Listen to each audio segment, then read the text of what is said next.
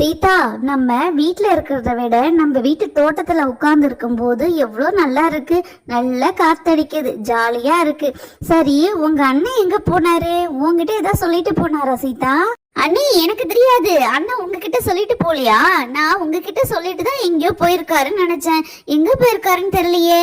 ஏங்க, உங்ககிட்ட ஏதாவது எங்க அண்ணன் சொல்லிட்டு போனாரா? இல்லையே சீதா, உங்க அண்ணன் நியூஸ் பேப்பர் படிச்சுக்கிட்டு இருந்தாரு. நான் போய் ஃப்ரெஷ் அப் ஆயிட்டு வந்தேன். வந்து பார்த்தா காணோம். ஒருவேளை மீனுக்குட்டிக்கு ஏதாவது வாங்க போயிட்டாரோ என்னமோ. எப்ப பாரு மீனுக்குட்டிக்கு ஏதாவது வாங்குறதுல உங்க அண்ணனுக்கு வேலையா இருக்கு இப்ப. தம்பி ராமு, நாங்க இருக்கும்போது எங்க கூட விளையாடுறா. பப்பு சுப்பு கூட எல்லாம் ஜாலியா இருக்கா. நாங்க ஊருக்கு போன பிறகு அப்ப மீனுக்குட்டி யார் கூட விளையாடுவா? அதனாலதான் அவர் நிறைய பொம்மைகள் வாங்கி தராரு. அண்ணி, நான் பாத்துக்கிறேன் அண்ணி. அண்ணனுக்கு எதுக்கு செலவு? வந்ததுல இருந்து எவ்வளவு பொம்மை வாங்கி கொடுத்திருக்காரு. அதனாலயே என்னமோ தெரியல, எப்ப பாரு மீனுக்குட்டி மாமா மாமா மாமான்னு கூப்பிட ஆரம்பிச்சிட்டா.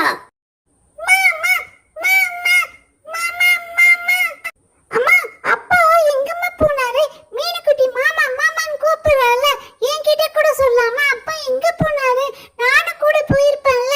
பாப்பு, உன்கிட்ட சொன்னா நானும் வருவேன், நடம் பிடிப்பேன். அப்பா உன்கிட்ட சொல்லாம போயிட்டாரு. என்கிட்டயாவது சொல்லிட்டு இருக்கலாம். நான் அடமே பண்ண மாட்டேன்.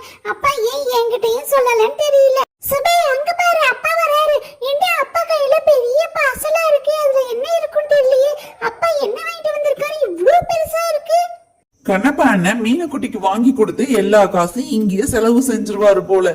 நான் எதுவும் வேண்டாம்னா சொன்னா எங்க கேக்குறாரு இவரு.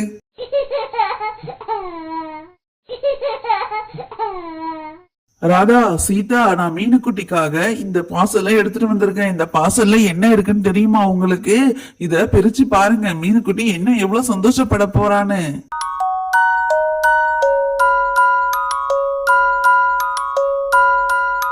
ஏன்னு இவ்வளவு செலவு? நான் சொன்னா கேட்கவே மாட்டேங்கிறீங்க நீங்க.